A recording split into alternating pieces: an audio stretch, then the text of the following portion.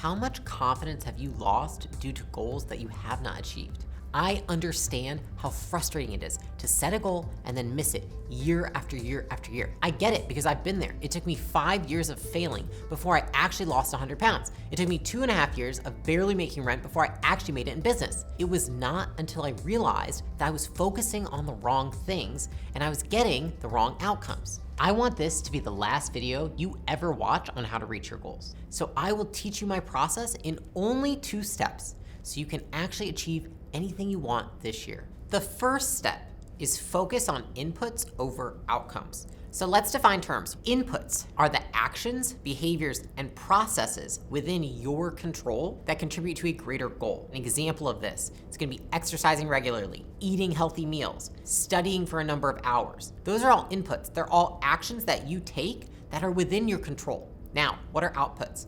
Outputs are the results or outcomes that occur as a consequence of your inputs, but are often influenced by other things outside of your control. How much weight you lose? Did you hit a sales quota? If you pass an exam? Those are all outputs. They are things that we might want, but we don't have total control over them happening. There was a point early in my career when I was completely fixated on outputs. I would set these huge goals, whether it was like hitting a certain sales quota, crushing a fitness milestone, and I thought that if I worked hard enough and I set my goals really high, I would eventually get there, because that's what we're told. Dream really big, grind until you make it. You just need a big vision that you stare at on your wall every day and you're gonna get there. But it was not working the way that I thought it would. I would get to the end of the month, and if I hadn't hit those targets, I felt like I had failed. And the worst part about it was that if I didn't hit my goals, I couldn't pay rent. The stress was literally paralyzing at times. Like, it wasn't like I was focused on putting the work in, I was focused on the fact that I had failed. In fact, it didn't matter how much effort I put in.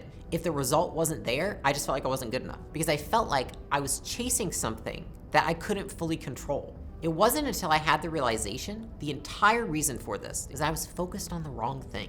I couldn't control the outcomes. What I could control were the actions or the inputs that led to those outcomes. I said, okay, instead of obsessing over whether I hit a sales quota, instead, I started asking myself, what are the specific actions I can do every day to increase the chances that I hit the sales quota? Instead of stressing over how many clients I sign up, I focused on how many phone calls could I make? How many businesses could I go knock on their doors? And how well could I refine my sales process? On the fitness side, instead of worrying about the scale in the gym and how much I weigh every day, I focused on, am I hitting my macros? Am I getting my workouts in? That shift changed everything, because suddenly I felt like I was more in control. I wasn't at the mercy of external results.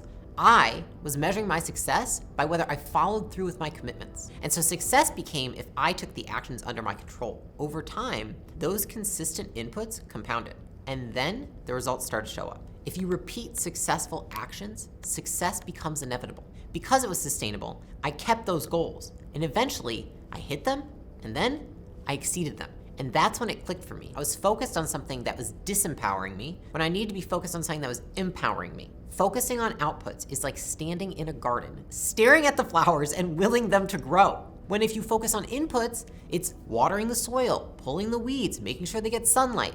The flowers grow because you did the work, not because you wished for them to be there. Now, why does this matter? What I hope you got from that story is that focusing on controlling inputs rather than outcomes reduces anxiety about the goal, because the goal is to hit the inputs, not to get the outputs. If your goal is to lose weight, focusing on the scale can be discouraging because you can't control if the scale changes, but you can control what you eat. Another example is if you put a ton of effort into a relationship and you're like, I'm gonna be the best girlfriend that I can be. And then you find out your boyfriend cheated on you. You know, you didn't get the result you wanted. Do you say that you were a bad girlfriend? Or do you say like, that was outside of my control? Most of you watching this, the reason you haven't hit your goals is because you've spent your entire life focused on the goal. And when you focus on the goal, every day you don't hit the goal, you feel worse about yourself. So how do we focus on inputs? 1, define actionable steps. Okay, here's an example. Instead of saying, I'm gonna get fit, commit to walking 10,000 steps a day, or going to the gym 3 times a week. And so we're gonna define what are the actionable steps that we can take that are under our control. I cannot control if my body loses a pound today, but I can control if I walk 10,000 steps, if I hit the gym, and if I eat these macros. Now the next piece of that is that we want to track our inputs. An example of that is like using a habit tracker or a checklist, basically something that can monitor your daily tasks. Something easy that I used when I was losing 100 pounds is I used my MyFitnessPal. I just tracked in there every day what I ate. Not to mention that, but I also used my phone to track how many steps I took. The third piece is we want to detach from immediate results. An example of this: if you invest a set amount into savings each month, you will grow wealth over the years, even if growth seems slow at first. But here's the thing: if you invest in something and you're like, why am I not getting money tomorrow? If you're too attached to the results, then it's like you feel like you're failing. And so we need to detach from the results, and instead we focus on the inputs, and we know the outputs will eventually get there. It's just like investing. When you invest your money into something, you might not get a return for a year or 2 years. But we know no amount of wishing it would go faster is gonna get it there. You just gotta let time do its thing. The same goes for anything that you're setting for yourself as a goal. And then the last step is reflect and adjust. Okay, so for example, if you say my inputs are I study 3 hours a day, but you're still struggling with the thing that you're studying, then maybe we want to adjust what our input is. Another example: I'm walking 10,000 steps a day. I'm eating 1,500 calories a day, and it's been 2 weeks and I haven't lost weight. Should I swim instead of walk? Should I add some cardio? So basically what I'm doing is I'm reflecting on the results that I've gotten, and then I'm just saying objectively, should I change my inputs to see if this result can be achieved? The main point of focusing on inputs, not outputs, is so that you reduce the anxiety, you detach from the results, and you don't get discouraged and quit. The reason most people don't hit their goals is because they quit. And they quit because they're so attached to the outcome. The reason that focusing on inputs helps is because it allows you to stay in the game, because you're seeing that you're getting these tiny little wins on a daily basis, and that feels good. And so then what happens is you fall in love with the process, and then eventually you hit the goal. Now here's some pro tips. 1, we want to use leading indicators, not lagging indicators, as inputs. So we want to use actions that predict success rather than measure failure. In business, if your goal is to increase revenue, we want to track how many qualified prospects we're getting, not how much cash we're collecting. If our goal is to lose weight, we want to track how many days of the week we stick to our meal plan, not how many days of the week we've lost weight. The second pro tip is that we want to automate inputs. Like I said, I used my MyFitnessPal and I used my phone to track my steps. I didn't have to think about my phone. As long as I kept it in my pocket, that was going to track my steps for me. For my MyFitnessPal, it saved all my most frequently eaten meals so that the moment that I ate something, I could just swipe and it would add it to my diary. And so as much as we can, we want to figure out how can we automate something. Your future self is built by today's actions, not today's ideas. When you focus on inputs, you get really clear on what it takes. And then that clarity creates confidence, and that confidence creates consistency. So now that you have detached success from the outcome, let's focus on the method that actually allows you to achieve your goals. Step 2 is what I call the A4 method. This is really a method that brings awareness to what you do. The A4 method integrates 4 pillars into a cohesive strategy based on self-awareness for achieving goals. I remember there was a night I was sitting at my desk and I was staring at my Asana dashboard, which is a project management tool that I use to organize all my stuff. And I was so overwhelmed by the sheer number of tasks demanding my attention. It was late. And again, one of my friends had called me and she'd asked me, could I go to dinner and meet this person? And I was like, I can't because I'm just too fucking busy. And then my phone buzzed and it was another message. And it was a department head asking for approval on something that I thought they'd already handled themselves. And I remember in that moment, I felt so frustrated and it hit me. I was solving everyone else's problems instead of focusing on the bigger picture. They were afraid to make decisions on their own. They weren't failing. I was, because I had unknowingly created a culture where my need for control had become a bottleneck for my entire team. And I realized that my team's dependency wasn't their fault, it was mine. So what I did is I decided to track my behaviors for the next 2 weeks. How often did I step in? How often did I make decisions? How often did I delegate? It was obviously uncomfortable to admit, but becoming aware that I was the problem and what the problem was the first step towards fixing it. Because if I wanted to lead a team of empowered leaders, I had to start with myself first, which brings me to the first piece of step 2, which is awareness. Awareness is about recognizing and understanding your current behaviors, habits, and patterns. Okay, this is the foundation for change because you cannot fix what you do not notice. How do we figure out how we're getting in our own way?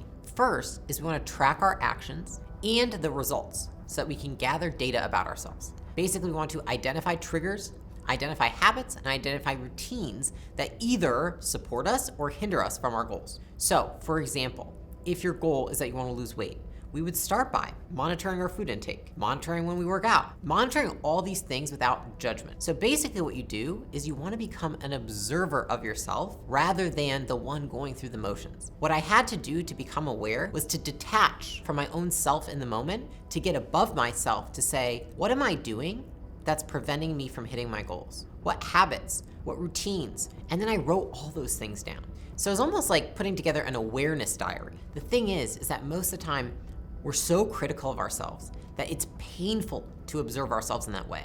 But it can either be painful observing yourself or it can be painful remaining stuck. Only one of them moves you forward. The second piece of the framework is affiliations. This is really your social environment.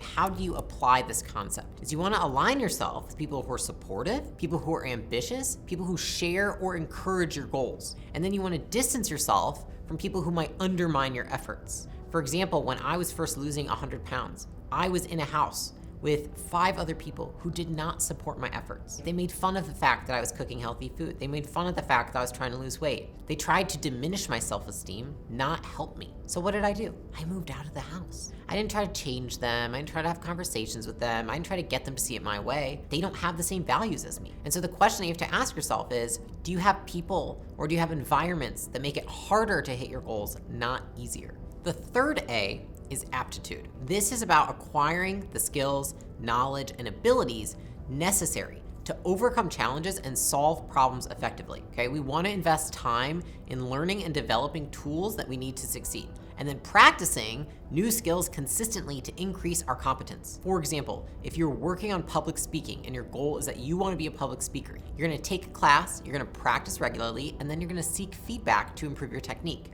Most people really want to hit their goals, but really wanting to hit your goals doesn't equate to hitting your goals. You have to have aptitude, aka skills.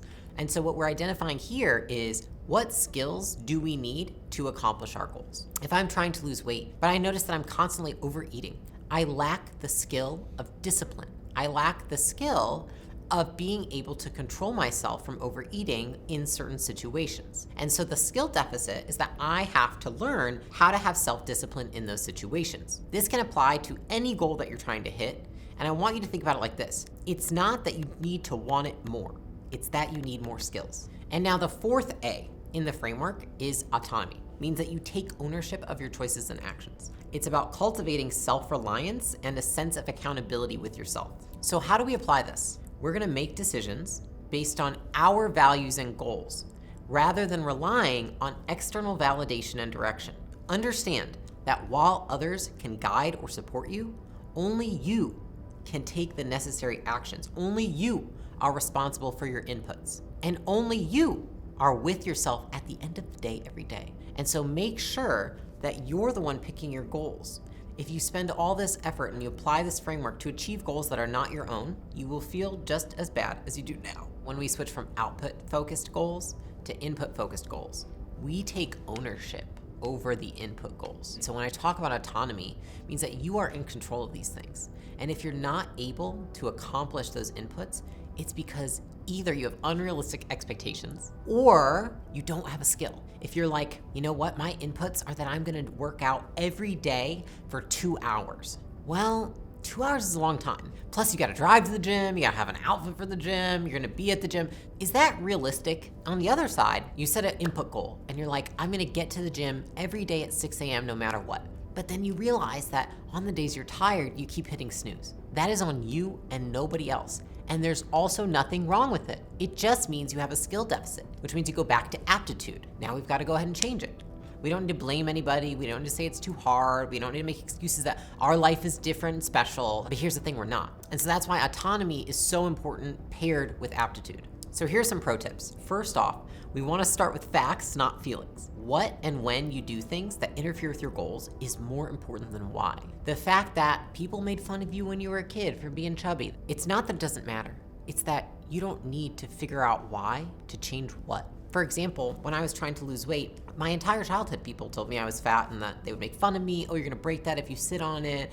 But me, when I was 19, seeking to lose 100 pounds, who had capability, who had the ability to acquire skills, and who was able to make their own decisions as a functioning adult in society. And so I said, it doesn't matter why I became overweight or what people said to me in the past. All that matters is that I start with the facts, which is I'm overweight, I'm eating too much, I'm not exercising enough. No matter what happened to me in the past that made me the way I am, me exercising more and eating less would result in what I wanted. It doesn't matter how I got there. All that matters is what I do today. I love focusing on inputs because we're focusing on things that we can control and that happen in the present and the future. We're not thinking about the past and things that we can't control. I can't control the fact that somebody made fun of me when I was a kid. I can change what I do today to then make a better future. The second pro tip is that we wanna make tiny tweaks. Okay, rather than trying to become a competitive athlete tomorrow, focus on making tiny changes that over 1 to 3 years will build you into the person you wish to be. When I first set off to lose 100 pounds, I did not say I wanted to lose 100 pounds. I said I would like to lose 30 pounds. And then when I lost 30, I said, what about another 30? And then I lost that 30, I said, what about another 25? And then when I lost 25, I said, you know what would be cool is to compete in a bikini competition. I just made tiny tweaks over time. And those tiny tweaks add up. You have to be able to delay the reward long enough to see them through. If I could sum up this entire method of setting goals and achieving your goals in one single sentence, it would be this: success is not a singular act, but a process. It is not one thing you do, it is 1,000 little things you do that add up. So here's what I would ask you to reflect on. What is it that you've been trying to achieve? And if a goal comes to mind, then I want you to apply this framework, and I want you to go from focusing on the goal to focusing on the inputs. I promise you, if you focus on that for the new year, you will have a 10 times more likely chance of hitting your goals than if you focus on the goal itself.